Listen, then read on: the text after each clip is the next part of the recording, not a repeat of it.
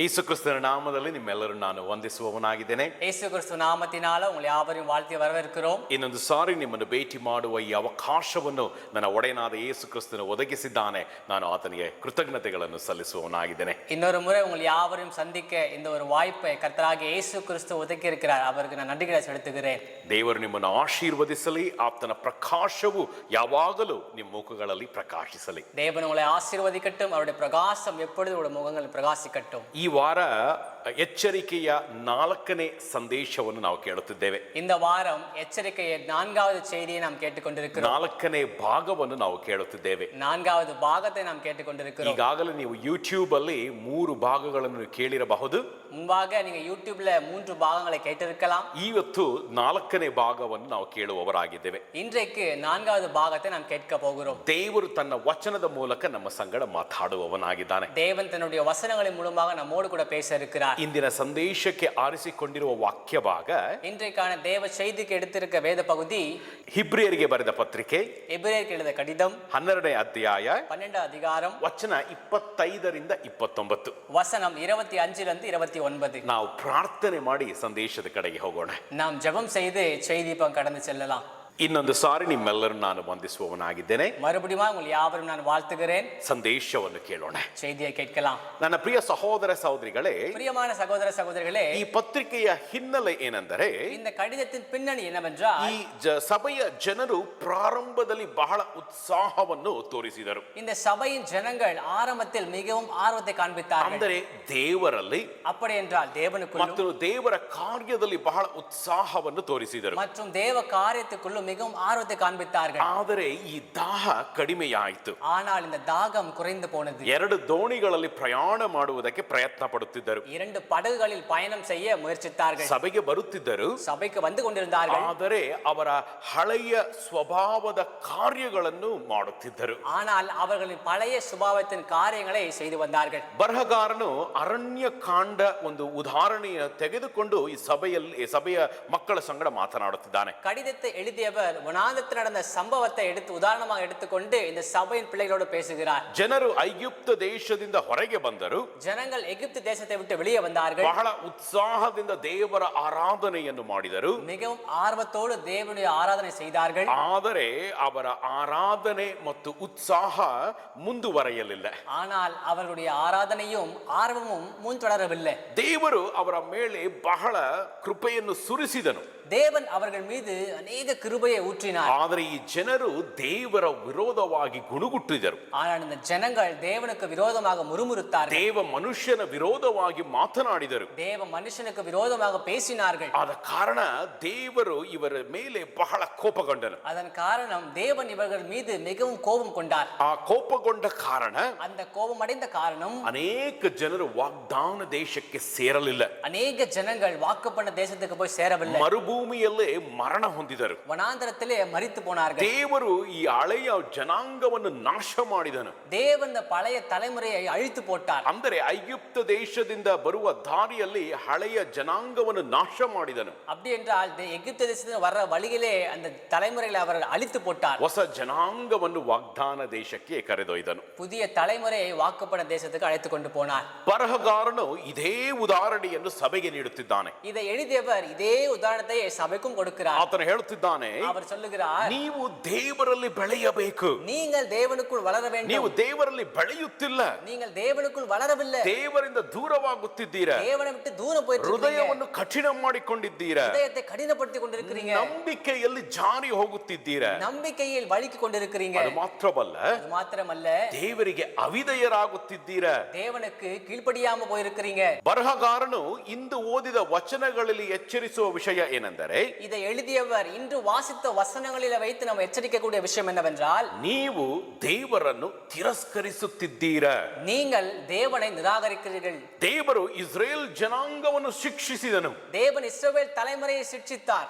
ನಾವು ದೇವರನ್ನು ತಿರಸ್ಕರಿಸಿದರೆ நாம் தேவனை நிராகரித்தால் ನಮಗೂ ಶಿಕ್ಷೆಯನ್ನು ನೀಡುತ್ತಾನೆ ಎಂದು ಬರಹಗಾರನು ಹೇಳುತ್ತಿದ್ದಾನೆ. நமக்கும் தண்டனை கொடுப்பார் என்று எழுதியவர் சொல்லுகிறார். ಮರುಭೂಮಿಯಲ್ಲಿ ಜನರಿಗೆ ಶಿಕ್ಷೆಯನ್ನು ದೇವರು ನೀಡಿದನು. வனாந்தரத்தில் விதத்தில் ஜனங்களுக்கு தண்டனையை தேவன் கொடுத்தார், ಅದೇ ದೇವರು அதே தேவன் ಸಭೆಯನ್ನು ಶಿಕ್ಷಿಸಲು ಶಕ್ತನಾಗಿದ್ದಾನೆ. சபையும் தண்டிக்க வல்லவரா இருக்கிறார். ಈಗಾಗಲೇ ನಾವು 3 ಎಚ್ಚರಿಕೆಯನ್ನು ನಾವು ಕೇಳಿದ್ದೇವೆ. முன்பே நாம் 3 எச்சரிக்கை நாம் கேட்டிருக்கிறோம். ಇಂದು 4ನೆಯ ಎಚ್ಚರಿಕೆಯಾಗಿದೆ. இன்று 4வது எச்சரிக்கையா இருக்கிறது. 25ನೇ ವಚನದಲ್ಲಿ ಹೀಗೆಂದು ಬರೆಯಲಾಗಿದೆ, 25வது வசனத்தில் இப்படியா எழுதப்பட்டிருக்கிறது, ಮಾತನಾಡುತ್ತಿರುವವನನ್ನು ನೀವು ಅಸಡ್ಡೆ ಮಾಡದೆ ನೋಡಿಕೊಳ್ಳಿರಿ. பேசுபவரை நீங்கள் அசட்டை பண்ணாமல் பார்த்துக் கொள்ளுங்கள். ಇದು ಒಂದು ಆಜ್ಞೆ ಆಗಿದೆ. இது ஒரு கட்டளையா இருக்கிறது. ಇಲ್ಲಿ ಮಾತನಾಡುತ್ತಿರುವವನು ದೇವರಾಗಿದ್ದಾನೆ. நீங்கள் பேசிக் கொண்டிருப்பவர் தேவனா இருக்கிறார். ನಮ್ಮ ಪತ್ನಿ, ನಮ್ಮ ತಾಯಿ, ತಂದೆ, ಮಕ್ಕಳು ಮಾತಾಡುವಾಗ ನಾವು ಕೇಳುತ್ತೇವೆ, நம்முடைய மனைவி, கணவன், தாய், பிள்ளைகள் பேசும்போது நாம் கேட்கிறோம், ಆದರೆ ಅಸಡ್ಡೆ ಮಾಡುತ್ತೇವೆ. ஆனால் அசட்டை பண்ணுகிறோம். ಆದರೆ ಇಲ್ಲಿ ದೇವರು ಮಾತನಾಡುತ್ತಿದ್ದಾನೆ. ஆனால் இங்கு தேவன் பேசிக் ಈ கொண்டிருக்கிறார். ಜನರು ಅಸಡ್ಡೆ ಮಾಡುತ್ತಿದ್ದಾರೆ. இந்த ஜனங்கள் அசட்டை பண்ணி கொண்டிருக்கிறார். ದೇವರು ತನ್ನ ಮಗನ ಮೂಲಕ ನಮ್ಮ ಸಂಗಡ ಮಾತನಾಡುತ್ತಿದ್ದಾನೆ. தேவன் தன்னுடைய மகனின் மூலமாய் நம்மோடு கூட பேசிக் கொண்டிருக்கிறார். ದೇವರು ಹೇಳುವಾಗ ನಾವು ಕೇಳಬೇಕು. தேவன் சொல்லும்போது நாம் கேட்க வேண்டும். ಆದರೆ ಈ ಜನರು ಅಸಡ್ಡೆ ಮಾಡುತ್ತಿದ್ದರು. ஆனால் இந்த ஜனங்கள் அசட்டை பண்ணி கொண்டிருந்தார்கள். ಇದರ ಅರ್ಥ ಏನೆಂದರೆ, இதனுடைய அர்த்தம் என்னவென்றால், ಇವರು ದೇವರ ಮಾತುಗಳನ್ನು ತಿರಸ್ಕಾರ ಮಾಡುತ್ತಿದ್ದರು. இவர்கள் தேவனுடைய வார்த்தைகளை நிராகரித்துக் கொண்டிருந்தார்கள். ಯಾಕೆಂದರೆ ದೇವರಲ್ಲಿ ಅವರಿಗೆ ಮರ್ಯಾದೆ ಇರಲಿಲ್ಲ. ஏனென்றால் தேவனுக்குள் அவர்களுக்கு மரியாதை இருக்கவில்லை. ದೇವರು ಯೇಸು ಕ್ರಿಸ್ತನ ಮೂಲಕ ಈ ಜನರ ಸಂಗಡ ಮಾತನಾಡುತ್ತಿದ್ದಾನೆ. தேவன் இயேசு கிறிஸ்து மூலமாக இந்த ஜனங்களோடு கூட பேசிக் கொண்டிருக்கிறார். ಆದರೆ ಈ ಜನರು ಆತನ ಮಾತುಗಳನ್ನು ಅಸಡ್ಡೆ ಮಾಡಿ ஆனால் இந்த ஜனங்கள் அவருடைய வார்த்தைகளை அசட்டை செய்து ಅವಮರ್ಯಾದೆಯನ್ನು ನೀಡುತ್ತಿದ್ದಾರೆ. அவமரியாதையை கொடுத்திருக்கிறார்கள். ದೇವರು ನಮ್ಮ ಸಂಗಡ ಮಾತಾಡುವಾಗ ಸ್ಪಷ್ಟವಾಗಿ ಮಾತನಾಡುತ್ತಾನೆ. தேவன் நம்மோடு கூட பேசும்போது மிகவும் தெளிவாக பேசுவார். ನಮಗೆ ಅರ್ಥವಾಗುವುದಿಲ್ಲ ಎಂದು ಹೇಳಲಿಕ್ಕೆ ಸಾಧ್ಯವೇ ಇಲ್ಲ. நமக்கு புரியவில்லை என்று சொல்வதற்கு சாத்தியமே இல்லை. ಆದರೆ ಈ ಜನರನ್ನು ನೋಡುವಾಗ, ஆனால் இந்த ஜனங்களை பார்க்கும்போது ದೇವರ ಮಾತುಗಳನ್ನು ಕೇಳಿದ್ದಾರೆ, தேவ வார்த்தைகளை கேட்டார்கள், ಅರ್ಥ ಮಾಡಿಕೊಂಡಿದ್ದಾರೆ. புரிந்து கொண்டிருக்கிறார்கள். ಆದರೆ ಸ್ವ ಇಚ್ಛೆಯಿಂದ ஆனால் சொந்த விருப்பத்தினால் ದೇವರ ಮಾತುಗಳನ್ನು ಕೇಳುತ್ತಿರಲಿಲ್ಲ. தேவ வார்த்தைகளை கேட்டுக்கொண்டிருக்கவில்லை. ದೇವರು ಯಾವ ವಿಷಯವನ್ನು ಇವರ ಸಂಗಡ ಮಾತನಾಡುತ್ತಿದ್ದಾನೆ? தேவன் எந்த விஷயத்தை கொண்டு இவரோடு கூட பேசிக் கொண்டிருக்கிறார்? ದೇವರು ಯೇಸು ಕ್ರಿಸ್ತನ ಬಗ್ಗೆ ಮಾತನಾಡುತ್ತಿದ್ದಾನೆ. தேவன் இயேசு கிறிஸ்துவை குறித்து பேசிக் கொண்டிருக்கிறார். ದೇವರು ಹೇಳುತ್ತಿದ್ದಾನೆ, தேவன் சொல்லுகிறார், ಯೇಸು ಕ್ರಿಸ್ತನು ನನ್ನ ಮಗನಾಗಿದ್ದಾನೆ. இயேசு கிறிஸ்துவோட குமாரனா இருக்கிறார். ಯೇಸು ಕ್ರಿಸ್ತನ ಮೂಲಕ ಮಾತ್ರ ನಮಗೆ ರಕ್ಷಣೆ ಬರುವುದು ಎಂದು ದೇವರು ಹೇಳುತ್ತಿದ್ದಾನೆ. இயேசு கிறிஸ்துவின் மூலமாய் மாத்திரம் நமக்கு ரட்சிப்பு வரும் என்று தேவன் சொல்லுகிறார். ಅದು ಮಾತ್ರವಲ್ಲ, அது மாத்திரமல்ல, ಯೇಸು ಕ್ರಿಸ್ತನನ್ನು ಹಿಂಬಾಲಿಸುವವರು இயேசு கிறிஸ்துவை பின்பற்றுபவர்கள் ದೇವ ದೂತರುಗಳಿಗಿಂತ ಶ್ರೇಷ್ಠರಾಗಿದ್ದಾರೆ. தேவ தூதர்களை காட்டிலும் விசேஷிக்கப்பட்டவர்களா ಅದು இருக்கிறார்கள். ಮಾತ್ರವಲ್ಲ, அது மாத்திரமல்ல, ಯೇಸು ಕ್ರಿಸ್ತನು ಮೋಶೆಗಿಂತ ಉನ್ನತ ಸ್ಥಾನದಲ್ಲಿದ್ದಾನೆ. இயேசு கிறிஸ்து மோசேயை காட்டிலும் ಉನ್ನತமானவரா இருக்கிறார். ಯಾಕೆಂದರೆ ಈ ಜನರು 2 ದೋಣಿಯಲ್ಲಿ ಪ್ರಯಾಣ ಮಾಡುವುದಕ್ಕೆ ಪ್ರಯತ್ನ ಪಡುತ್ತಿದ್ದರು. ஏனென்றால் இந்த ஜனங்கள் 2 படகில் பயணம் செய்ய முயற்சித்தார்கள். ಯೇಸು ಕ್ರಿಸ್ತನಲ್ಲೂ ಪ್ರಯಾಣ ಮಾಡುವುದಕ್ಕೆ ಪ್ರಯತ್ನ ಪಟ್ಟರು. இயேசு கிறிஸ்துவுக்குள்ளும் பயணம் செய்ய முயற்சித்தார்கள். ಅದೇ ರೀತಿಯಲ್ಲಿ ಮೋಶೆಯಲ್ಲೂ ಪ್ರಯಾಣ ಮಾಡುವುದಕ್ಕೆ ಪ್ರಯತ್ನ ಪಡುತ್ತಿದ್ದರು. அதே விதத்தில் மோசேக்குள்ளும் பயணம் செய்ய முயற்சித்தார்கள். ಅದೇನೆಂದರೆ, அது என்னவென்றால், ಅವರ ಹಳೆಯ ಧಾರ್ಮಿಕ ಕಾರ್ಯಗಳು, அவர்களுடைய பழைய மத ரீதியான காரியங்கள், ಮೂಢನಂಬಿಕೆಯ ಕಾರ್ಯಗಳು, மூட நம்பிக்கையின் ಈ காரியங்கள், ರೀತಿಯಾದ ಕಾರ್ಯಗಳನ್ನು ಸಹ ಅವರು ಮಾಡುತ್ತಿದ್ದರು. இந்த விதமான காரியங்களும் கூட அவர் செய்து வந்தார். ದೇವರು ಹೇಳುತ್ತಿದ್ದಾನೆ, தேவன் சொல்லுகிறார், ಯೇಸು ಕ್ರಿಸ್ತನೇ ಮಹಾಯಾಜಕನಾಗಿದ್ದಾನೆ. இயேசு கிறிஸ்துவே மகா ஆசாரியனா இருக்கிறார். ಅದು ಮಾತ್ರವಲ್ಲ, அது மாத்திரமல்ல, ಯೇಸು ಕ್ರಿಸ್ತನ ಮೂಲಕ ಮಾತ್ರ இயேசு கிறிஸ்து மூலமாய் மாத்திரம் ನಾವು ನಿತ್ಯ ಜೀವವನ್ನು ಪಡೆದುಕೊಳ್ಳುವುದಕ್ಕೆ ಸಾಧ್ಯ. நாம் நித்திய ஜீவனை பெற்றுக்கொள்ள சாத்தியம். ಅದು ಮಾತ್ರವಲ್ಲ, அது மாத்திரமல்ல, ಪರಿಶುದ್ಧವಾದ ತಂದೆಯ ಬಳಿ ಬರಬೇಕೆಂದರೆ பரிசுத்தமான பிதாவிடத்தில் வர வேண்டும் என்றால் ಯೇಸು ಕ್ರಿಸ್ತನ ಮೂಲಕ ಮಾತ್ರ ನಾವು ಬರುವುದಕ್ಕೆ ಸಾಧ್ಯ. இயேசு கிறிஸ்துவின் மூலம் மாத்திரம் நாம் வருவதற்கு சாத்தியம். ದೇವರು ಎಲ್ಲಾ ವಿಷಯವನ್ನು ಜನರ ಸಂಗಡ ಮಾತನಾಡಿದನು. தேவன் இந்த எல்லா விஷயங்களும் ஜனங்களோடு கூட பேசி வந்தார். ಈ ಜನರು ಕೂಡ ಪ್ರಾರಂಭದಲ್ಲಿ ಈ ಮಾತುಗಳನ್ನು ಕೇಳಿದರು. இந்த ஜனங்களும் கூட ஆரம்பத்தில் வார்த்தைகளை கேட்டார்கள். ಆದರೆ ಸ್ವಲ್ಪ ಸಮಯದ ನಂತರ ಎಲ್ಲವನ್ನು ಮರೆತು ಹೋದರು. ஆனால் சில நாட்களுக்கு பிறகு எல்லாவற்றையும் மறந்து போனார்கள். ದೇವರ ಮಾತುಗಳನ್ನು ಕೇಳುವುದನ್ನು ನಿಲ್ಲಿಸಿದರು. தேவ வார்த்தைகளை கேட்பதை நிறுத்தினார்கள். ಇಲ್ಲಿ ಒಂದು ಪ್ರಶ್ನೆಯನ್ನು ನಾವು ಕೇಳಬೇಕು. இங்கு ஒரு கேள்வியை நாம் கேட்க வேண்டும். ದೇವರ ಮಾತುಗಳನ್ನು ತಿರಸ್ಕರಿಸುವವರು தேவனுடைய வார்த்தைகளை நிராகரிப்பவர்கள், ದೇವರ ಮಾತುಗಳನ್ನು ಅಸಡ್ಡೆ ಮಾಡುವವರು தேவ வார்த்தைகளை அசட்டை பண்ணுகிறவர்கள் ಹೇಗೆ ಇರುತ್ತಾರೆ? எப்படி இருப்பார்கள்? ನಾವು ಡಾಕ್ಟರ್ ಅನ್ನು ನೋಡಿದ ತಕ್ಷಣ ನಾವು ಕಂಡು ಹಿಡಿತೇವೆ. நாம் மருத்துவரை பார்த்த உடனே கண்டுபிடிப்போம். ಒಂದು ಲಾಯರ್ ಅನ್ನು ನೋಡಿದ ತಕ್ಷಣ ನಾವು ಕಂಡು ಹಿಡಿತೇವೆ. ஒரு வக்கீலை பார்த்த உடனே நாம் கண்டுபிடிப்போம். ಅದೇ ರೀತಿಯಲ್ಲಿ அதே விதத்தில் ಈ ದೇವರ ಮಾತುಗಳನ್ನು ಅಸಡ್ಡೆ ಮಾಡುವವರು ಹೇಗೆ ಕಾಣಿಸಿಕೊಳ್ಳುತ್ತಾರೆ? இந்த தேவனுடைய வார்த்தைகளை அசட்டை பண்ணுகிற ஜனங்கள் எப்படி காண்பித்துக் கொள்வார்கள்? ಮನೆಯಲ್ಲಿ ನನ್ನ ಪತ್ನಿ ಒಳ್ಳೆ ಅಡಿಗೆಯನ್ನು ಮಾಡುತ್ತಾಳೆ. வீட்டில் என்னோட மனைவி நல்ல சாப்பாட்டை சமைப்பாள். ಆಹಾರವನ್ನು ತಯಾರಿಪಡಿಸಿ அந்த ಆಹಾರத்தை தயார் செய்து ನಮಗೆ ಹೇಳುತ್ತಾರೆ, ಊಟ ಸಿದ್ಧವಾಗಿದೆ, ಎಲ್ಲರೂ ಬನ್ನಿರಿ. நம்மிடம் சொல்லுவார், சாப்பாடு ரெடியா இருக்கு, எல்லாரும் வாங்க. ಆದರೆ ನಾವು ಅವಳ ಮಾತುಗಳನ್ನು ಅಸಡ್ಡೆ ಮಾಡುತ್ತೇವೆ. ஆனால் நாம் அவருடைய வார்த்தைகளை அசட்டை பண்ணுகிறோம். ಆಗ ಅವಳಿಗೆ ಬಹಳ ಕೋಪ ಉಂಟಾಗುತ್ತದೆ. அப்பொழுது அவருக்கு மிகவும் கோபம் உண்டாகும். ಅವಳು ಬಹಳ ಪ್ರೀತಿಯಿಂದ அவர்கள் மிகவும் அன்போடு ಸಮಯವನ್ನು ನೀಡಿ நேரத்தை செலவழித்து ಆಹಾರವನ್ನು ಸಿದ್ಧಪಡಿಸಿದ್ದಾಳೆ. ஆகாரத்தை ஆயத்தப்படுத்தியிருக்கிறார். ಆದರೆ ನಾವು ಅವಳ ಮಾತುಗಳನ್ನು ಅಸಡ್ಡೆ ಮಾಡುವಾಗ ஆனால் நாம் அவருடைய வார்த்தைகளை அசட்டை பண்ணும்போது ಅವಳಿಗೆ ಕೋಪ ಬರುತ್ತದೆ. அவருக்கு கோபம் உண்டாகும். ಯಾಕೆಂದರೆ ನಾವು ಅವಮರ್ಯಾದೆಯನ್ನು ನೀಡುತ್ತಿದ್ದೇವೆ. ஏனென்றால் நாம் அவமரியாதை கொடுத்து கொண்டிருக்கிறோம். ಅರುಣ ಈ ಆಹಾರವನ್ನು ಸಿದ್ಧಪಡಿಸುವುದಕ್ಕೆ அருணா இந்த ஆகாரத்தை தயார்படுத்த ಸುಮಾರು 1 ತಾಸು ನೀಡಿರಬಹುದು.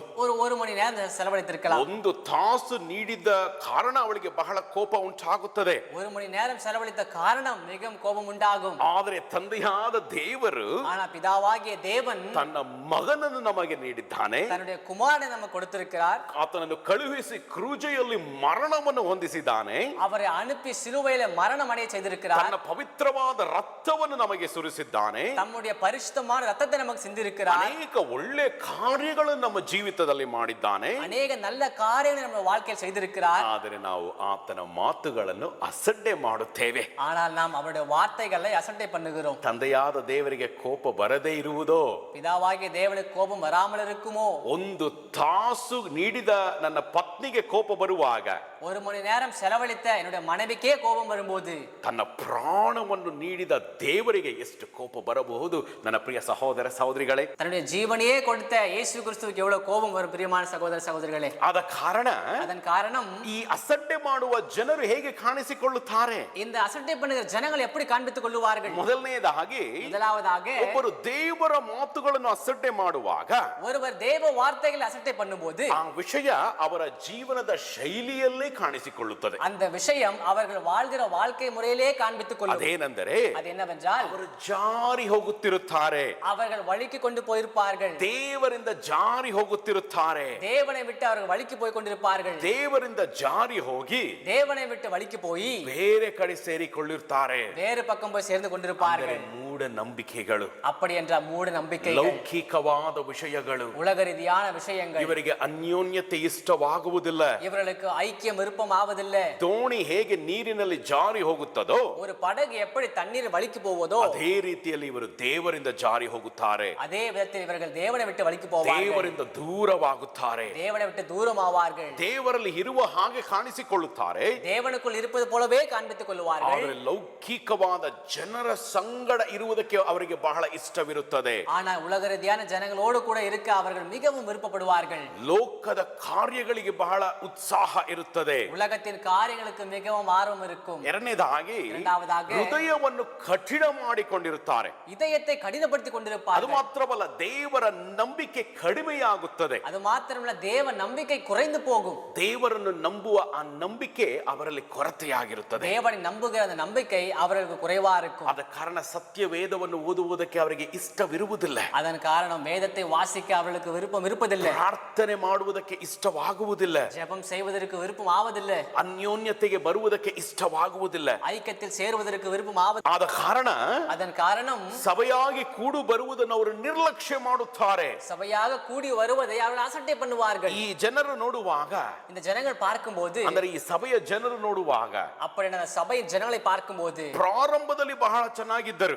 ஆரம்பத்தில் மிகவும் நன்றாக இருந்தார்கள். ಆದರೆ ಕೆಲವು ಸಮಯದ ನಂತರ ஆனால் சில நாட்களுக்கு பிறகு ಸಭೆಗೆ ಬರುವುದನ್ನು ನಿಲ್ಲಿಸಿದರು. சபைக்கு வருவதை நிறுத்தினார்கள். ಸಭೆಗೆ ಬರುವುದು ಇವರಿಗೆ ಸಂತೋಷವನ್ನು ನೀಡುತ್ತಿರಲಿಲ್ಲ. சபைக்கு வருவதை இவர்கள் சந்தோஷம் கொடுக்கவில்லை. ದೇವರಲ್ಲಿ ಆಸಕ್ತಿ ಕಡಿಮೆಯಾಯಿತು. தேவனுக்குள் ஆர்வம் குறைந்து போனது. ಸಭೆ ಅಂದರೆ ಅವರಿಗೆ ಸಂತೋಷ ತರುತ್ತಿಲ್ಲ. சபை என்று அவர்கள் சந்தோஷம் தரவில்லை. ಸಭೆಯಿಂದ ತಪ್ಪಿಸಿಕೊಳ್ಳುವುದಕ್ಕೆ ಕಾರಣಗಳನ್ನು ಹುಡುಕುತ್ತಾರೆ. சபையை விட்டு தப்பித்துக் கொள்ள காரணங்களை தேடுவார்கள். ಅಂತಹ ವ್ಯಕ್ತಿಗಳನ್ನು ನಾನು ಅನೇಕರನ್ನು ನೋಡಿದ್ದೇನೆ. இப்படியாய்ப்பட்ட ஜனங்களை நான் அநேகரை பார்த்திருக்கிறேன். ಅವರು ಸಭೆ ಬಿಲ್ಡಿಂಗ್ ಅನ್ನು ಕೊರತೆ ಹೇಳುತ್ತಾರೆ, அவர்கள் சபையின் கட்டிடத்தை குறை சொல்லுவார்கள், ಸಭಾ ಪಾಲಕರ ಬಗ್ಗೆ ಮಾತನಾಡುತ್ತಾರೆ. சபை போதகரை குறித்து ಅಯ್ಯೋ பேசுவார்கள், ಹಾಡುಗಳು ಸರಿ ಇಲ್ಲ, ஐயோ பாடல் சரியில்லை, ಲೈಟ್ ಸರಿ ಇಲ್ಲ.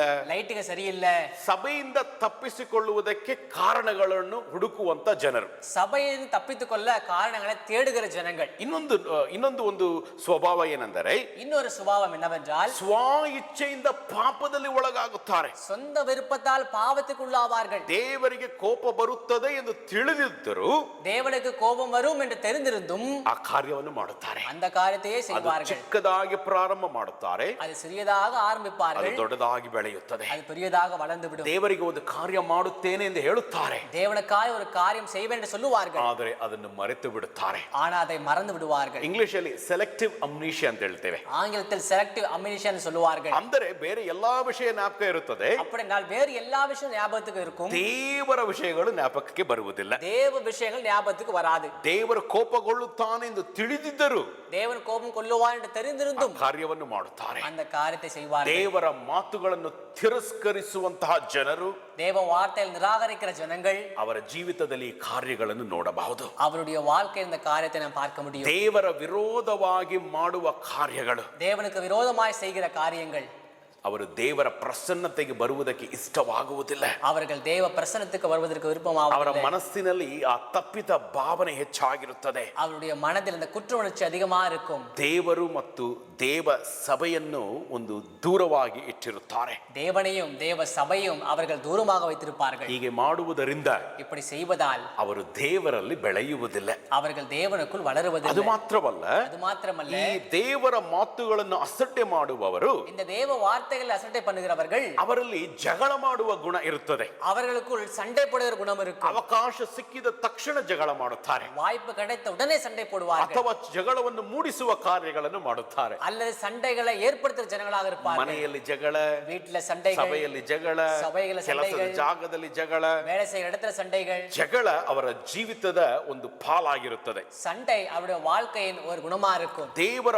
ಮಾತುಗಳನ್ನು ತಿರಸ್ಕರಿಸುವವರು தேவனுடைய வார்த்தைகள் நிராகரிப்பவர்கள் ಕಾರ್ಯಗಳನ್ನು ಮಾಡುತ್ತಾರೆ. இந்த காரியங்களை ಅಂದರೆ செய்வார்கள். ಈ ಸ್ವಭಾವ ಅವರಲ್ಲಿ ಇರುತ್ತದೆ. அப்படி என்றால் இந்த சுபாவம் அவர்களுக்குள் காணப்படும். ಅದು ಮಾತ್ರವಲ್ಲ, அது மாத்திரமல்ல, ಅವರ ಜೀವಿತದಲ್ಲಿ ಪರಿಶುದ್ಧತೆ ಇರುವುದಿಲ್ಲ. அவருடைய வாழ்க்கையில் பரிசுத்தம் இருப்பதில்லை. ನನ್ನ ಪ್ರಿಯ ಸಹೋದರ ಸಹೋದರಿಗಳೇ, பிரியமான சகோதர சகோதரிகளே, ಪರಿಶುದ್ಧತೆ ದೇವರ ಗುಣವಾಗಿದೆ. பரிசுத்தம் தேவனுடைய குணமா இருக்கிறது. ದೇವರ ಮಾತುಗಳನ್ನು ತಿರಸ್ಕರಿಸುವವರು தேவ வார்த்தைகள் நிராகரிப்பவர்கள் ಪರಿಶುದ್ಧತೆಯಲ್ಲಿ ಬೆಳೆಯುವುದಿಲ್ಲ. பரிசுத்தத்தில் வளருவதில்லை. ಅವರ ಲೌಕಿಕವಾದ ವಿಷಯಗಳು ಹೆಚ್ಚಾಗಿರುತ್ತದೆ. அவர்களுடைய உலக ரீதியான விஷயங்கள் அதிகமா இருக்கும். ಅವರು ಲೋಕದಿಂದ ದೂರವಾಗುವುದಿಲ್ಲ. அவர்கள் உலகத்தை விட்டு தூரம் பிரிவதில்லை. ಅವರ ಹೃದಯದಲ್ಲಿ அவருடைய இதயத்தில் ದೇವರಿಗಿಂತ ಲೋಕ ಹೆಚ್ಚಾಗಿರುತ್ತದೆ. தேவனை காட்டிலும் உலகம் அதிகமா இருக்கும். ಅವರಿಗೂ அவர்களுக்கும் ಲೋಕದ ಜನರಿಗೂ ಯಾವ ವ್ಯತ್ಯಾಸವೂ ಇರುವುದಿಲ್ಲ. உலகத்தின் ஜனங்களுக்கும் எந்த வித்தியாசமும் இருக்காது. ಅದು ಮಾತ್ರವಲ್ಲ ನನ್ನ ಪ್ರಿಯ ಸಹೋದರ ಸಹೋದರಿಗಳೇ, அது மாத்திரமல்ல பிரியமான சகோதர சகோதரிகளே, ದೇವರ ಮಾತುಗಳನ್ನು ತಿರಸ್ಕರಿಸುವವರು, தேவனுடைய வார்த்தைகளை நிராகரிப்பவர்கள் ಸಭೆಗೂ சபைகளுக்கும் ಕುಟುಂಬಕ್ಕೂ குடும்பத்திற்கும் ಸಮಾಜಕ್ಕೂ சமுதாயத்திற்கும் ಕೆಟ್ಟ ಪ್ರಭಾವವನ್ನು ಬೀರುವ ಜನರಾಗಿರುತ್ತಾರೆ. கெட்ட தாக்கத்தை ஏற்படுத்துகிற ஜனங்களா இருப்பார்கள். ನಾವು ಬಕೆಟ್ ಅಲ್ಲಿ ಒಂದು ಫುಲ್ ನೀರು ತುಂಬಿಸಿಕೊಳ್ಳಬಹುದು. நாம் ஒரு வாளியில் முழுவதுமாக தண்ணீர் நிரப்பி இருக்கலாம். ಅದರಲ್ಲಿ ಒಂದು ತೊಟ್ಟ ವಿಷ ಹಾಕಿದರೆ அதில் ஒரு சொட்டு விஷம் போட்டால் ಆ ನೀರನ್ನು ಕುಡಿಯುವುದಕ್ಕೆ ಯಾರು ಬಯಸುವುದಿಲ್ಲ. அந்த தண்ணீரை குடிக்க யாரும் விருப்பப்படுவதில்லை. ದೇವರ ಮಾತುಗಳನ್ನು ತಿರಸ್ಕರಿಸುವ ಜನರಲ್ಲಿ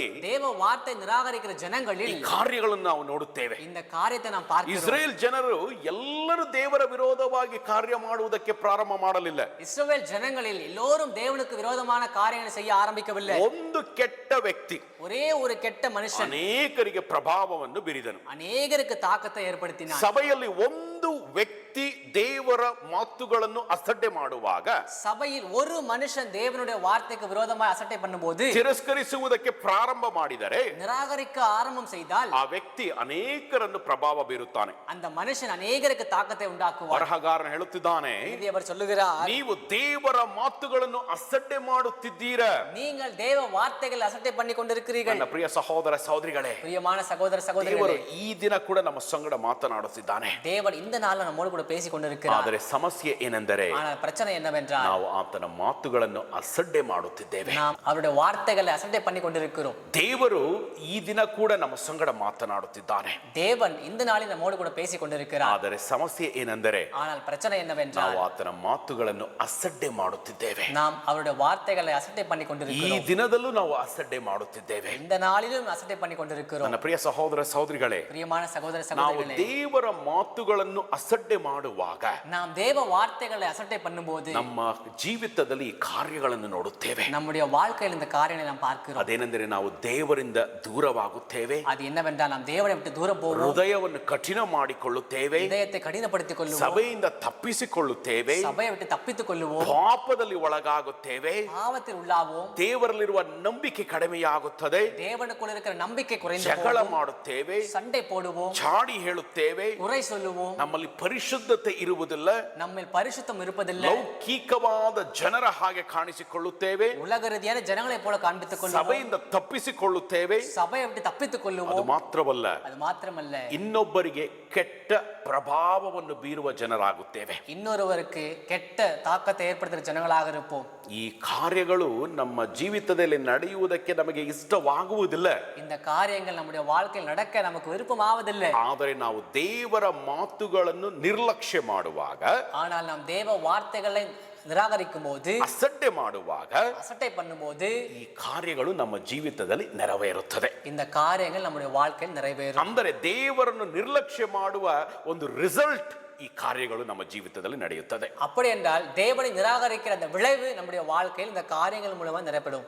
ಇಸ್ರೇಲ್ ಜನರು ಐಗುಪ್ತ ದೇಶದಿಂದ ಹೊರಗೆ ಬಂದರು, இஸ்ரவேல் ஜனங்கள் எகிப்து தேசத்தை விட்டு வெளியே வந்தார்கள். ಆದರೆ ದೇವರ ಮಾತುಗಳನ್ನು ಅಸಡ್ಡೆ ಮಾಡಿದರು. ஆனால் தேவ வார்த்தைகளை அசட்டை பண்ணார்கள். ಒಂದು ದಿವಸ ಈ ಜನರು ಎದ್ದು ನೋಡುತ್ತಾರೆ, ஒரு நாள் இந்த ஜனங்கள் எழுந்து பார்க்கிறார்கள், ಅನೇಕ ಸತ್ತ ಹೆಣಗಳು ಅಲ್ಲಿ ಬಿದ್ದಿರುತ್ತದೆ, அநேக மரித்த பிணங்கள் அங்க விழுந்து கிடக்குது, ಆ ಮರುಭೂಮಿಯಲ್ಲಿ ಬಿದ್ದಿರುತ್ತದೆ. அந்த வனாந்தரத்தில் விழுந்து கிடக்கிறது. ದೇವರ ಮಾತುಗಳನ್ನು ಕೇಳದೆ தேவ வார்த்தைகளை கேட்காமல் ಈ ಜನರು ಮರುಭೂಮಿಯಲ್ಲೇ ನಾಶವಾದರು. இந்த ஜனங்கள் வனாந்தரத்தில் அழிந்து போனார்கள். ನನ್ನ ಪ್ರಿಯ ಸಹೋದರ ಸಹೋದರಿಗಳೇ, பிரியமான சகோதர சகோதரிகளே, ನಮ್ಮ ಹೃದಯವನ್ನು ನಾವು ಪರೀಕ್ಷೆ ಮಾಡಿ நம்ம இதயத்தை நாம் பரிசோதனை செய்து ನಮ್ಮ ಹೃದಯವನ್ನು ಸರಿಪಡಿಸಿಕೊಳ್ಳದಿದ್ದರೆ நம்ம இதயத்தை சரிப்படுத்திக் கொள்ளாவிட்டால் ಅದು ನಮಗೆ ನಷ್ಟವಾಗುತ್ತದೆ. அது நமக்கு நஷ்டம் உண்டாகும். ಬಂಧನದಿಂದ ಹೊರಗೆ ಬಂದರು, அடிமைத்தனத்து வெளியே வந்தார்கள், ಆದರೆ ವಾಗ್ದಾನ ದೇಶಕ್ಕೆ ಸೇರಲಿಲ್ಲ. ஆனா வாக்குப்பண தேசத்திற்கு போய் சேரவில்லை. ದಾರಿಯಲ್ಲಿ ಮರಣ ಹೊಂದಿದರು, பாதியிலே மரணம் அடைந்தார்கள், ನಷ್ಟ ಹೊಂದಿದರು. நஷ்டம் அடைந்தார்கள்.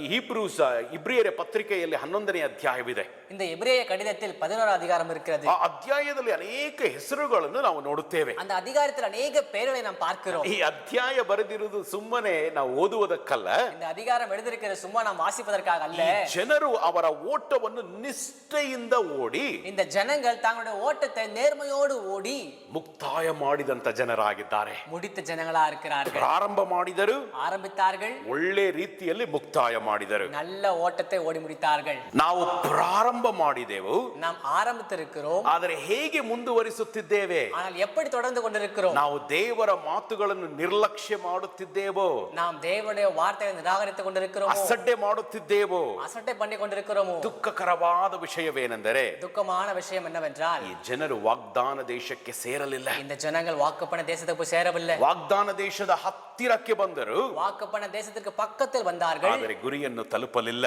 ஆனா குறிக்கோளை தொடரவில்லை. ನಮ್ಮಲ್ಲಿ ಅನೇಕರಿಗೆ ದೇವರಲ್ಲಿ ಉತ್ಸಾಹ ಇಲ್ಲ, நம்ம அநேகருக்கு தேவனுக்குள் ஆர்வம் இல்லை, ಸಭೆಗೆ ಬರುವುದಕ್ಕೆ ಸಂತೋಷವಿಲ್ಲ, சபைக்கு வர சந்தோஷம் இல்ல, ಮನೆಯಲ್ಲಿರುವುದಕ್ಕೆ ಬಹಳ ಸಂತೋಷ, வீட்டுல இருக்க ரொம்ப சந்தோஷம், ಸಮಾರಂಭಗಳಿಗೆ ಹೋಗುವುದಕ್ಕೆ ಬಹಳ ಸಂತೋಷ, பண்டிகைகளுக்கு போக ரொம்ப சந்தோஷம், ಕೆಲಸಕ್ಕೆ ಹೋಗುವುದಕ್ಕೆ ಇಷ್ಟ, வேலைக்கு போக நமக்கு விருப்பம், ಸ್ವಂತದವರ ಬಳಿ ಇರುವುದಕ್ಕೆ ಇಷ್ಟ, சொந்தக்காரோட கூட இருக்க ரொம்ப விருப்பம், ಸ್ನೇಹಿತರ ಸಂಗಡ ಹೋಗುವುದಕ್ಕೆ ಇಷ್ಟ, நண்பரோடு கூட போக விருப்பம். ಆದರೆ ಸಭೆಗೆ ಬರುವುದಕ್ಕೆ ಮನಸ್ಸು ಇರುವುದಿಲ್ಲ. ஆனா சபைக்கு வர மனசு இருப்பதில்லை. ಆತ್ಮೀಕದಲ್ಲಿ ಬೆಳೆಯುವುದಕ್ಕಿಂತ, ஆவிக்குரிய வாழ்க்கையை வளர்வதை காட்டிலும், ಪರಿಶುದ್ಧತೆಯಲ್ಲಿ ಬೆಳೆಯುವುದಕ್ಕಿಂತ பரிசுத்தத்தை வளர்வதை காட்டிலும் ಲೌಕಿಕ ವಿಷಯಗಳಿಗೆ ಬಹಳ ಕಾಳಜಿ. உலக ரீதியான விஷயங்களுக்கு மிகவும் ஆர்வம். ಇವರು ದೇವರ ಮಾತುಗಳನ್ನು ಅಸಡ್ಡೆ ಮಾಡುವವರು. இவர்கள் தேவனுடைய வார்த்தைகள் அசட்டை பண்ணுகிறவர்கள். ಈ ವಚನಗಳಿಂದ ನಾವು ಕಲಿಯುವ ವಿಷಯಗಳೇನೆಂದರೆ, இந்த வசனங்களை கொண்டு நாம் கற்றுக்கொள்ளுகிற விஷயம் என்னவென்றால், ದೇವರ ಮಾತುಗಳನ್ನು ಅಸಡ್ಡೆ ಮಾಡುವಾಗ தேவ வார்த்தைகளை அசட்டை பண்ணும்போது ನಮ್ಮ ಜೀವಿತದಲ್ಲಿ ದೇವರ ವಿರೋಧವಾದ ಕಾರ್ಯಗಳು ಹೆಚ್ಚಾಗುತ್ತದೆ. நம்முடைய வாழ்க்கையில் தேவனுக்கு விரோதமான காரியங்கள் அதிகமாகும். ಈ ಜನರು ಸಭೆಗೆ ಬರುತ್ತಿದ್ದರು, இந்த ஜனங்கள் சபைக்கு வந்து கொண்டிருந்தார்கள், ಹಾಡುಗಳನ್ನು ಹಾಡುತ್ತಿದ್ದರು, பாடல்களை பாடினார்கள், ಆದರೆ ದೇವರ ಮಾತುಗಳನ್ನು ನಿರ್ಲಕ್ಷ್ಯ ಮಾಡಿದರು. ஆனால் தேவ வார்த்தைகளை அசட்டை பண்ணார்கள். ದೇವರು ಇವರ ಸಂಗಡ ಮಾತನಾಡುತ್ತಿದ್ದನು, தேவன் இவரோடு கூட பேசி வந்தார், ಆದರೆ ಅವರು ಕೇಳುತ್ತಿರಲಿಲ್ಲ. ஆனால் அவர்கள் கேட்கவில்லை. ದೇವರು ಇವರ ಜೀವಿತದಲ್ಲಿ ಅನೇಕ ಒಳ್ಳೆ ಕಾರ್ಯಗಳನ್ನು ಮಾಡಿದನು, தேவனுடைய வாழ்க்கையில் அநேக நல்ல காரியங்களை செய்தார், ಆದರೆ ದೇವರ ಮಾತುಗಳನ್ನು ಅಸಡ್ಡೆ ಮಾಡುತ್ತಿದ್ದರು. ஆனால் தேவ வார்த்தைகளை அசட்டை பண்ணார்கள். ಎರಡನೇ ವಿಷಯ, இரண்டாவது விஷயம், ದೇವರ ಮಾತುಗಳನ್ನು ಕೇಳುವಾಗ தேவ வார்த்தைகளை கேட்கும்போது ವಿಧೇಯರಾಗಬೇಕು. கீழ்ப்படிய வேண்டும். ನಾವು ದೇವರ ಸಂದೇಶಗಳನ್ನು ಕೇಳುತ್ತೇವೆ, நாம் தேவ செய்தியை கேட்கிறோம், ಆದರೆ ಪ್ರತಿಕ್ರಿಯೆಯಾಗಿ ಏನು ಮಾಡುತ್ತಿದ್ದೇವೆ? ஆனால் பிரதிபலனாக என்ன செய்து கொண்டிருக்கிறோம்? ನಾವು ಕೇಳಿ ವಿಧೇಯರಾಗದಿದ್ದರೆ நாம் கேட்டு கீழ்ப்படியாவிட்டால் ನಾವು ದೇವರ ಮಾತುಗಳನ್ನು ನಿರ್ಲಕ್ಷ್ಯ ಮಾಡುತ್ತಿದ್ದೇವೆ, நாம் தேவ வார்த்தைகளை நிராகரிக்கிறோம், ದೇವರ ಮಾತುಗಳನ್ನು ಅಸಡ್ಡೆ ಮಾಡುತ್ತಿದ್ದೇವೆ. தேவனுடைய வார்த்தைகளை அசட்டை பண்ணி கொண்டிருக்கிறோம். ನಾವು ಕ್ರೈಸ್ತರು ಎಂದು ಹೇಳಿಕೊಳ್ಳಬಹುದು, நாம் கிறிஸ்தவர் என்று சொல்லிக் கொள்ளலாம், ಆದರೆ ದೇವರ ಮಾತುಗಳಿಗೆ ವಿಧೇಯರಾಗದಿದ್ದರೆ ஆனால் தேவ வார்த்தைக்கு ನಾವು கீழ்ப்படியாவிட்டால் ಕ್ರೈಸ್ತರಾಗುವುದಕ್ಕೆ ಸಾಧ್ಯವಿಲ್ಲ. நாம் கிறிஸ்தவராக இருக்க சாத்தியமில்லை. ಯಾಕೆಂದರೆ ஏனென்றால் ನಾವು ದೇವರ ಮಾತುಗಳನ್ನು ತಿರಸ್ಕರಿಸುತ್ತೇವೆ. நாம் தேவ வார்த்தைகளை நிராகரிக்கிறோம். ಒಂದು ಉದಾಹರಣೆ ಹೇಳಲಿಕ್ಕೆ ಬಯಸ್ತೇನೆ.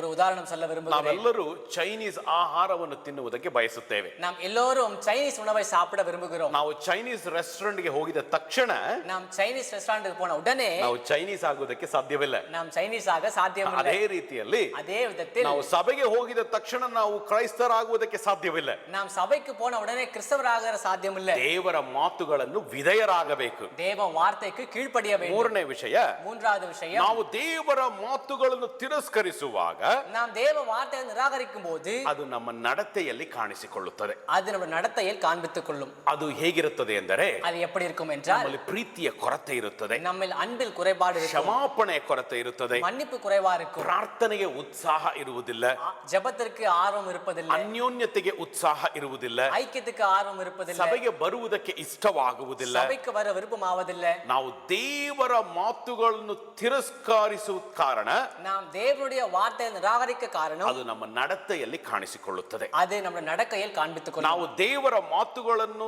ತಿರಸ್ಕರಿಸುವಾಗ நாம் தேவனுடைய வார்த்தையை நிராகரிக்கும் போது ನಮ್ಮಲ್ಲಿ ಪ್ರೀತಿ ಕಡಿಮೆ ಇರುತ್ತದೆ, நம்மில் அன்பு குறைவா இருக்கும், ಕ್ಷಮಾಪಣೆ ಇರುವುದಿಲ್ಲ. மன்னிப்பு இருக்காது. ಅದು ಮಾತ್ರವಲ್ಲ, அது மாத்திரமல்ல, ದೇವರಲ್ಲಿ ದಾಹ ಇರುವುದಿಲ್ಲ, தேவனுக்குள் தாகம் இருப்பதில்லை, ಪ್ರಾರ್ಥನೆಗೆ ದಾಹ ಇರುವುದಿಲ್ಲ, ஜெபத்திற்கு தாகம் இருப்பதில்லை, ಸತ್ಯ ವೇದವನ್ನು ಓದುವುದಕ್ಕೆ ದಾಹ ಇರುವುದಿಲ್ಲ. சத்திய வேதத்தை வாசிக்க தாகம் இருப்பதில்லை. ಸಭೆಯನ್ನು ನಿರ್ಲಕ್ಷ್ಯ ಮಾಡುತ್ತೇವೆ, சபையும் அசட்டை பண்ணுவோம், ಸಭೆಯ ಕಾರ್ಯಗಳನ್ನು ನಿರ್ಲಕ್ಷ್ಯ ಮಾಡುತ್ತೇವೆ, சபையின் காரியங்களை அசட்டை பண்ணுவோம். ದೇವರನ್ನು ಅಸಡ್ಡೆ ಮಾಡುವ ಇದು ಪರಿಣಾಮಗಳಾಗಿದೆ ನನ್ನ ಪ್ರಿಯ ಸಹೋದರ ಸಹೋದರಿಗಳೇ. தேவனை அசட்டை பண்ணுகிறதுக்கான விளைவா இருக்குது பிரியமான சகோதர சகோதரிகளே. ಈ ರೀತಿಯಾದ ವಿಷಯಗಳು ನಮ್ಮಲ್ಲಿ ನಡೆಯುವಾಗ இந்த விதமான விஷயங்கள் நம்ம நடக்கும் போது ದೇವರು ಒಂದು ಮಾತನ್ನು ನಮಗೆ ಹೇಳುತ್ತಿದ್ದಾನೆ. தேவன் ஒரு வார்த்தை நமக்கு சொல்லுகிறார். ಅಂದರೆ அப்படி என்றால் ನಾವು ಆತನ ಮಾತುಗಳನ್ನು ತಿರಸ್ಕರಿಸುವಾಗ, நாம் அவருடைய வார்த்தையை நிராகரிக்கும் போது, ಅಸಡ್ಡೆ ಮಾಡುವಾಗ அசட்டை பண்ணும்போது ದೇವರು ಹೇಳುತ್ತಿದ್ದಾನೆ, தேவன் சொல்லுகிறார், ನಾನು ನಿಮಗೆ நான் உங்களுக்கு ಯೋಗ್ಯವಾದ ಶಿಕ್ಷೆಯನ್ನು ನೀಡುತ್ತೇನೆ. தகுதியான தண்டனையை கொடுப்பேன். ಇದುವೇ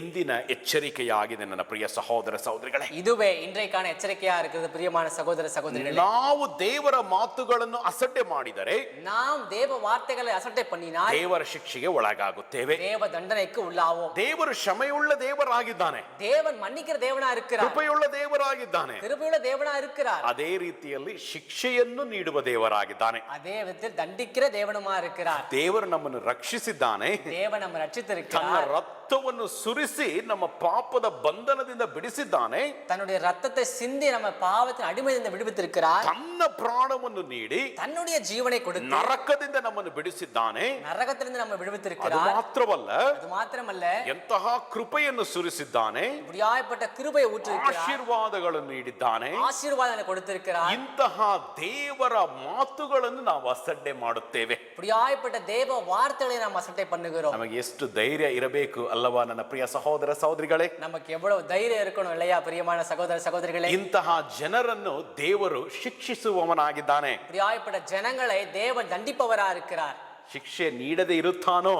தண்டிக்காமல் இருப்பாரோ? ಇಂದು ಅನೇಕ ಸಭೆಯಲ್ಲಿ ಶಿಕ್ಷೆಯ ಬಗ್ಗೆ ಮಾತಾಡುವುದಿಲ್ಲ. இன்றைக்கு அநேக சபைகள் தண்டனை குறித்து பேசுவதில்லை. ಯಾಕೆಂದರೆ ಈ ಸಭೆಗಳನ್ನು ನೋಡುವಾಗ ஏனென்றால் அந்த சபைகளை பார்க்கும்போது ಇದನ್ನು ಸಭೆಗಿಂತ ಕ್ಲಬ್ ಹೇಳುವುದು ಬಹಳ ಉತ್ತಮವಾಗಿರುತ್ತದೆ. இதை சபை என்பதை காட்டிலும் கிளப் என்று சொல்வது மிக உன்னதமாக இருக்கிறது. ಯಾಕೆಂದರೆ ಜನರನ್ನು ಬಹಳ ಸಂತೋಷಪಡಿಸುವಂತ ಸ್ಥಳವಾಗಿರುತ್ತದೆ. ஏனென்றால் ஜனங்களை மிகவும் சந்தோஷப்படுத்துகிற இடமாக ಆ இருக்கிறது. ಸಭಾಪಾಲಕನು இந்த சபை போதகர் ಬೋಧನೆಗಿಂತ போதிப்பை காட்டிலும் ಎಂಟರ್ಟೈನ್ ಮಾಡುವವನಾಗಿರುತ್ತಾನೆ. ಎಂಟರ್ಟೈನ್ಮೆಂಟ್ பண்ணுகிறவர் இருக்கிறார். ಇವರು ಶಿಕ್ಷೆಯ ಬಗ್ಗೆ ಮಾತಾಡುವುದಿಲ್ಲ. இவர் தண்டனை குறித்து பேசுவதில்லை. ಅವರಿಗೆ ಭಯ ಇರುತ್ತದೆ. அவருக்கு பயம் இருக்கும். ನಾನು ಸತ್ಯವನ್ನು ಮಾತಾಡಿದರೆ நான் ಸತ್ಯத்தை பேசினால் ಜನರು ಸಭೆಯನ್ನು ಬಿಟ್ಟು ಹೋಗುತ್ತಾರೆ. ஜனங்கள் சபையை விட்டு ಹಾಗೆ போய்விடுவார்கள். ಸಭೆಯಲ್ಲಿ ಕಾಣಿಕೆ ಕಡಿಮೆಯಾಗುತ್ತದೆ. சபையில் காணிக்கை குறைந்து போய்விடும். ಜನರನ್ನು ಉಪಯೋಗ ಮಾಡುವಂತ ಸಭೆಗಳು, ஜனங்களை பயன்படுத்திக் கொள்ளுகிற சபைகள், ಸಂಪಾದನೆ ಮಾಡುವಂತ ಸ್ಥಳಗಳು. சம்பாதிக்கிற இடங்கள். ಆದರೆ ಸತ್ಯ ಏನೆಂದರೆ ஆனால் சத்தியம் என்னவென்றால் ದೇವರು ನಮ್ಮನ್ನು ತಿದ್ದುಪಡಿಸುವವನಾಗಿದ್ದಾನೆ. தேவன் நம்மை திருத்துபவரா இருக்கிறார். ನನ್ನ ಪ್ರಿಯ ಸಹೋದರ ಸಹೋದರಿಗಳೇ, பிரியமான சகோதர சகோதரிகளே, ದೇವರ ಉದ್ದೇಶ ಶಿಕ್ಷಿಸುವುದಲ್ಲ, தேவனுடைய நோக்கம் தண்டிப்பதல்ல, ನಮ್ಮನ್ನು ಎಚ್ಚರಿಸಿ ತಿದ್ದುಪಡಿಸುವವನಾಗಿದ್ದಾನೆ. நம்மை எச்சரித்து திருத்துபவரா இருக்கிறார். ಆದರೆ ನಾವು ತಿದ್ದದೇ ಇರುವಾಗ ஆனால் நாம் திருந்தாமல் இருக்கும்போது ನಮ್ಮನ್ನು ಶಿಕ್ಷಿಸುತ್ತಾನೆ. நம்மை தண்டிப்பார். ನಾವು ದೇವರ ಮಾತುಗಳಿಗೆ ವಿಧೇಯರಾಗಿ நாம் தேவ வார்த்தைகளுக்கு கீழ்ப்படிந்து ದೇವರ ಮಾತುಗಳ ಪ್ರಕಾರ ನಡೆಯುವಾಗ தேவ வார்த்தையின் பிரகாரம் நடக்கும்போது ಅದು ನಮ್ಮ ನಡತೆಯಲ್ಲಿ ಕಾಣಿಸಿಕೊಳ್ಳುತ್ತದೆ. அது நம்ம நடத்தையில் காணப்படும். ನಾನು ದೇವರ ಮಾತುಗಳನ್ನು ಕೇಳುವಾಗ நான் தேவ வார்த்தைகளை கேட்கும்போது ಮತ್ತೊಬ್ಬರಿಗೆ ಪ್ರೀತಿ ಹೆಚ್ಚಾಗುತ್ತದೆ. மற்றொரு மீது அன்பு அதிகமாகும். ನನ್ನಲ್ಲಿ ಕ್ಷಮಾಪಣೆ ಹೆಚ್ಚಾಗುತ್ತದೆ. என்னில் மன்னிப்பு அதிகமாகும். ಇನ್ನೊಬ್ಬರ ಬಗ್ಗೆ ಒಳ್ಳೆ ಆಲೋಚನೆ ಮಾಡುತ್ತೇನೆ. இன்னொரு குறித்து நல்ல யோசனை செய்வேன். ಕಳೆದು ಹೋದವರ ಬಗ್ಗೆ ಚಿಂತೆ ಮಾಡುತ್ತೇನೆ. தொலைந்து போனவரை குறித்து நான் யோசிப்பேன். ಆದರೆ ದೇವರ ಮಾತುಗಳನ್ನು ಅಸಡ್ಡೆ ಮಾಡುವಾಗ ஆனால் தேவ வார்த்தைகளை அசட்டை பண்ணும்போது ನನ್ನಲ್ಲಿ ಈ ಕಾರ್ಯಗಳು ಇರುವುದಿಲ್ಲ. என்னில் இந்த காரியம் இருக்காது. ಈ ಕಾರ್ಯಗಳು ನನ್ನಲ್ಲಿ ಇಲ್ಲದೆ ಇರುವಾಗ இந்த காரியங்கள் என்னில் இல்லாமல் இருக்கும்போது ಹೇಗೆ ದೇವರು ನಮಗೆ ಆಶೀರ್ವಾದವನ್ನು ನೀಡುತ್ತಾನೆ? ನನ್ನ ಪ್ರಿಯ ಸಹೋದರ ಸಹೋದರಿಗಳೇ, எப்படி நமக்கு தேவன் ஆசீர்வாதங்களை கொடுப்பார்? பிரியமான சகோதர ನಾವು சகோதரிகளே, ಪರಲೋಕಕ್ಕೆ ಹೋಗುವುದಕ್ಕೆ ಸಾಧ್ಯವಾಗುತ್ತದೋ? நாம் பரலோக ராஜ்யத்திற்கு போய் சேர சாத்தியமாகுமோ? ದೇವರು ನಮ್ಮಲ್ಲಿ ಫಲಗಳನ್ನು ಎದುರು ನೋಡುತ್ತಿದ್ದಾನೆ. தேவன் நம்மில் கனிகளை எதிர்பார்க்கிறார். ಆದರೆ ಮುಳ್ಳುಗಳನ್ನು ನೀಡುವಾಗ ஆனால் முள்ளுகளை கொடுக்கும்போது ನಮ್ಮನ್ನು ಕತ್ತರಿಸಿ ಬಿಸಾಡುವವನಾಗಿದ್ದಾನೆ. நம்மை கத்தரித்து போடுபவரா இருக்கிறார். ನಾವು ದೇವರ ಮಾತುಗಳನ್ನು ತಿರಸ್ಕರಿಸುವಾಗ, நாம் தேவ வார்த்தைகளை நிராகரிக்கும் போது, ಅಸಡ್ಡೆ ಮಾಡುವಾಗ அசட்டை பண்ணும்போது ನಮಗೆ ಯಾವ ಶಿಕ್ಷೆಯನ್ನು ದೇವರು ನೀಡುತ್ತಾನೆ? நமக்கு எந்த தண்டனையை தேவன் கொடுப்பார்? ಅದನ್ನೇ 29వ ವಚನದಲ್ಲಿ ನೋಡುತ್ತೇವೆ. அதையே 29வது வசனத்தில் பார்க்கிறோம். ನಮ್ಮ ದೇವರು ದಹಿಸುವ ಅಗ್ನಿಯಾಗಿದ್ದಾನೆ, நம்ம தேவன் அழிக்கிற நெருப்பா இருக்கிறார். ಬೆಂಕಿಯಾಗಿದ್ದಾನೆ. நெருப்பா இருக்கிறார். ದೇವರು ಪರಿಶುದ್ಧವಾದ ಬೆಂಕಿಯಾಗಿದ್ದಾನೆ. தேவன் பரிசுத்தமான நெருப்பா ನಾವು இருக்கிறார். ಆತನ ಮಾತುಗಳಿಗೆ ವಿಧೇಯರಾಗದಿದ್ದರೆ, நாம் அவருடைய வார்த்தைக்கு கீழ்ப்படியாவிட்டால், ಅಸಡ್ಡೆ ಮಾಡುವಾಗ அசட்டை பண்ணும்போது ಆ ಬೆಂಕಿಗೆ ನಾವು ಒಳಗಾಗುತ್ತೇವೆ. ನನ್ನ ಪ್ರಿಯ ಸಹೋದರ ಸಹೋದರಿಗಳೇ, அந்த ಅಕ್ಕಿನಿக்கு நாம இரையாவும். பிரியமான சகோதர சகோதரிகளே, ಆದರೆ ஆனால் ನಾವು ದೇವರ ಮಾತುಗಳನ್ನು ಕೇಳುವಾಗ நாம் தேவ வார்த்தைகளை கேட்கும் போது ನಮ್ಮ ಜೀವಿತದಲ್ಲಿ ಆಶೀರ್ವಾದಗಳು ಬರುವುದಾಗಿದೆ. நம்முடைய வாழ்க்கையில் ஆசீர்வாதங்கள் வருவதா ನಮ್ಮ இருக்கிறது. ಜೀವಿತ ಹಸಿರಾಗಿ ಮಾರ್ಪಡುತ್ತದೆ. நம்முடைய வாழ்க்கை பசுமையாக மாறிவிடும். ನಾವು ದೇವರಲ್ಲಿ ವಿಧೇಯರಾಗುವಾಗ நாம் தேவனுக்குள் கீழ்ப்படியும் போது ನಮ್ಮ ಆರಾಧನೆ ಸತ್ಯವಾದ ಆರಾಧನೆಯಾಗಿ ಮಾರ್ಪಡುತ್ತದೆ. நம்முடைய ஆராதனை சத்தியமான ஆராதனையாக ನಮ್ಮ மாறிவிடும். ಜೀವಿತದಲ್ಲಿ ನಿಜವಾದ ಆರಾಧನೆ ಇರುವಾಗ நம்முடைய வாழ்க்கையில் உண்மையான ஆராதனை இருக்கும்போது ಆಶೀರ್ವಾದ ಉಂಟಾಗುತ್ತದೆ. ஆசீர்வாதங்கள் உண்டாகும். ಆ ಆಶೀರ್ವಾದ ಮತ್ತೊಬ್ಬರನ್ನು ಆಶೀರ್ವಾದ ಮಾಡುತ್ತದೆ. அந்த ஆசீர்வாதம் மற்றவர்களையும் ஆசீர்வதிக்கும். ಅಂದರೆ ಅವರು ಕೂಡ ಆ ಆಶೀರ್ವಾದವನ್ನು ಅನುಭವಿಸುತ್ತಾರೆ, அப்படி என்றால் அவர்களும் கூட அந்த ஆசீர்வாதத்தை அனுபவிப்பார்கள். ಪ್ರೀತಿಯನ್ನು ಅನುಭವಿಸುತ್ತಾರೆ, அன்பை அனுபவிப்பார்கள். ಸತ್ಕಾರ್ಯಗಳನ್ನು ಅನುಭವಿಸುತ್ತಾರೆ. நல்ல காரியங்களை அனுபவிப்பார்கள். ಈ ದಿನ ನಮ್ಮನ್ನು ಪರೀಕ್ಷೆ ಮಾಡೋಣ ನನ್ನ ಪ್ರಿಯ ಸಹೋದರ ಸಹೋದರಿಗಳೇ. இந்த நாளில் நம்மை பரிசோதிக்கலாம். பிரியமான சகோதர ನಾನು சகோதரிகளே, ದೇವರ ಮಾತುಗಳನ್ನು ಕೇಳುತ್ತಿದ್ದೇನೋ?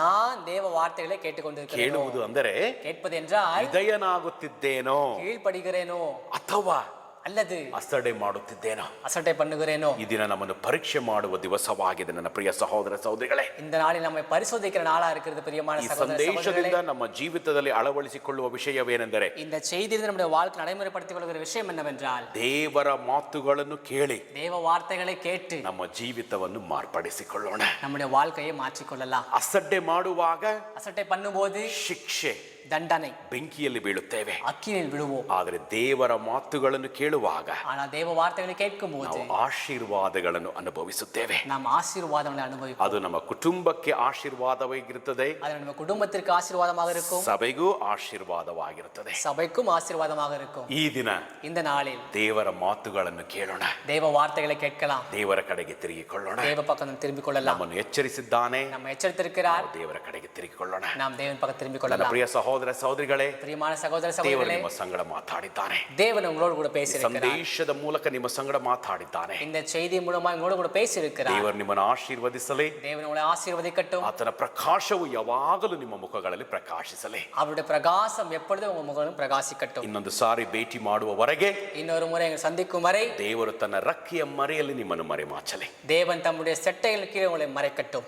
God bless you. God bless you.